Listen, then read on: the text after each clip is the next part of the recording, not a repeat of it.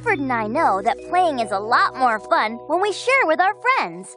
That's why Clifford's big idea for today is sharing. It's mine.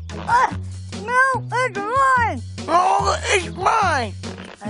Mine. I say it's mine. Whoa! What's going on, T-Bone? I found this toy first, but Cleo thinks it belongs to her. No way. I found it and it's mine. Maybe instead of fighting over that toy, we can all share mine. Well, okay. Great. Here you go, Cleo. Catch, big guy. Woof, woof, woof. This is fun. Yeah. Yeah. When friends share with friends, everyone is happy. That's why Clifford's big idea for today is sharing.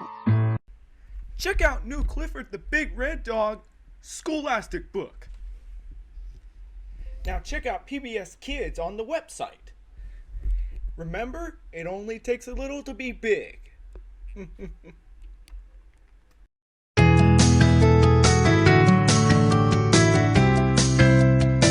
Clifford says be the best red dog on your block. Visit your local library to discover all kinds of books, both big and small. Dig out more fun with Clifford and his friends at pbskids.org.